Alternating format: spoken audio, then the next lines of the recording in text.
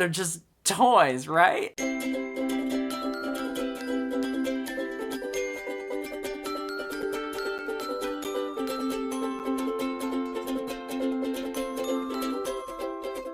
So I just went to a morning breakfast with the Noma Community Center in Binghamton, and there was this kid that I was eating my meal. French toast, sausage, scrambled eggs, hash brown. This little 3-year-old girl walked behind me, and I looked around, and she saw me, and then she stopped, and she went around again, and I looked again.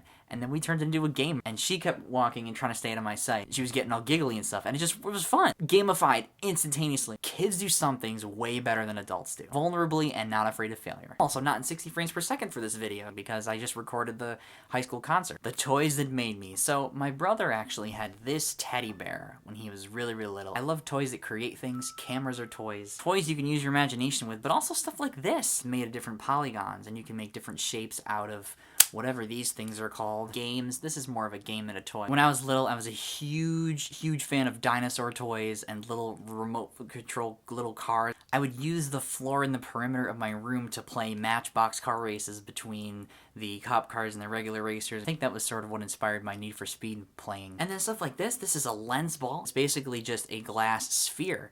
And doing stuff like this is the thing that changes and makes me think differently. Like, I can hold this and, like, I can look at the perimeter of my hand. You can see the wrinkles. I guess, what defines what a toy is, right? Whether you use your imagination or you use the toy for something else. This is the most I've ever used this. This is a Buddha board that basically you use water, and the water creates lines, and then over time it evaporates and disappears. Just looking at the Christmas of 2000 and, I don't even know, maybe 2005 to 7 or 6, and I was using this Octo Racer thing. The other interesting resource for this is my Toys for Tots video in 2013 that got featured during the Project for Awesome, which I just showed my love of toys, having things to play with and use your imagination with. I think it's really important as you grow up to continue to create and exercise our imagination. I think I'm also a pretty good archiver of some of the most interesting toys that I've had, because I still have them even though I don't use them. Is it me being nostalgic for memory? Probably, but it wouldn't take me a lot of effort to charge this, get the controller out, and race this thing outside. Then there's Beanie Baby phase I went through with playing with Beanie Babies, making up stories, Halo figures, of course. Stuff like this, you know.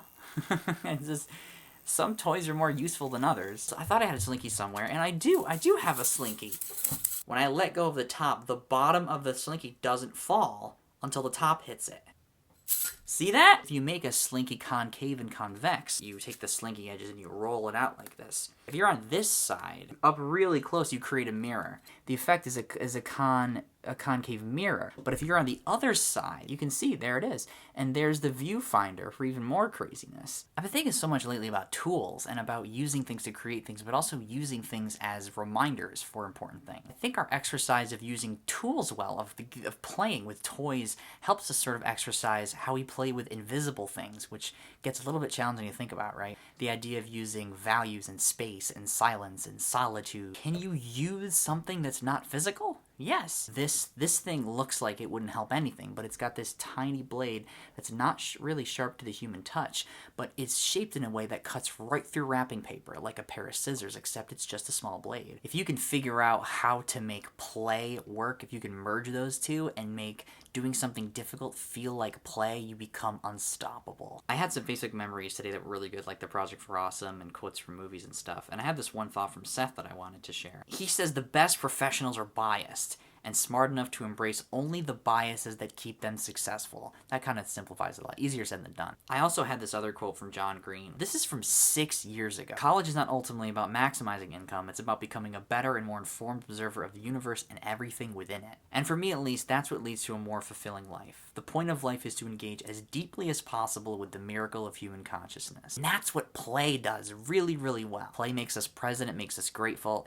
It treats everything as if it's a fun experiment to try to figure something out. Best play isn't very, very selfish. It's very, very generous. It's very, very wanting to make change and engage with the universe and think deeply about things and see the stories around us. I'm going to continue to merge adulthood and a childlike perspective, seeing everything new as much as I can for the first time for the rest of my life. What do you think about all this? If nobody makes a video for tomorrow for this theme of toys, we will see Corolla for the reverse Q&A on Monday. Keep being you, keep playing, and don't forget to be awesome.